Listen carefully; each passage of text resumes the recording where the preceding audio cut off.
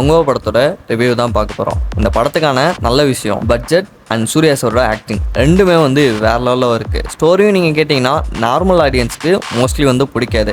Suppose நீங்கள் Hollywood படம்லாம் பார்த்துருக்கீங்க அப்படின்னா கண்டிப்பாக இந்த படம் பிடிக்க நிறையா சான்சஸ் இருக்குது.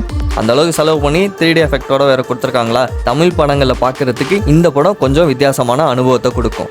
சண்டை காட்சியெல்லாம் தெறிக்க விட்டுட்டாங்க.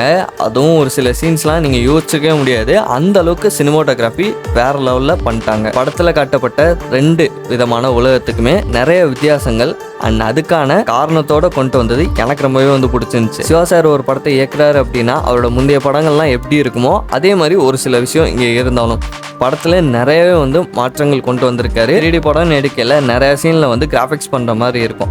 அதுவும் அது கரெக்டாக பண்ணும்போது 3D இன்னும் நல்லாவே தெரியும். படத்தில் நிறைய 3D சீன்ஸ் நல்லாவே ஒர்க் அவுட் ஆகிருக்கு. இவ்வளோ நல்ல விஷயம் இருக்கல கொஞ்சம் கெட்ட விஷயம் படத்தில் இருக்க தான் செய்யும். அதுக்காக நீங்கள் படத்தை மொத்தமாக குறை சொல்லவும் முடியாது. சிவா சாரோட படத்தில் ஒரு 15 நிமிஷம் கிட்ட எப்படியாச்சும் ஒரு மொக்க காமெடி கொண்டு வந்துடுவார். அது இந்த படத்தில் இருந்தாலும் அதை தாண்டி நீங்கள் படமாக பார்க்கல வேறு லெவலில் இருக்குது. கண்டிப்பாக நீங்கள் போய் படத்தை தியேட்டரில் பார்த்து கொண்டாடலாம். படத்தில் ஒரு சில இடத்துல சிஜிஐ பிசிறு தட்டுற மாதிரி இருக்கும். சில பேருக்கு ரொம்பவே சிஜிஐ பிடிக்காம கூட போகலாம். ஏன்னா படம் 3Dயில் இருக்கிற காரணத்தினால நீங்கள் போயிட்டு 2Dயில் படத்தை பார்த்தீங்கன்னா சிஜிஐ உங்களுக்கு ரொம்ப கேவலமாக தெரியாது. முக்கியமாக பார்ட் 2க்கு லீடப் கொடுத்துருக்கலாம். வேறு லெவலில் இருக்குது. படத்தை போய் தியேட்டரில் பார்த்து என்ஜாய் பண்ணுங்கள்.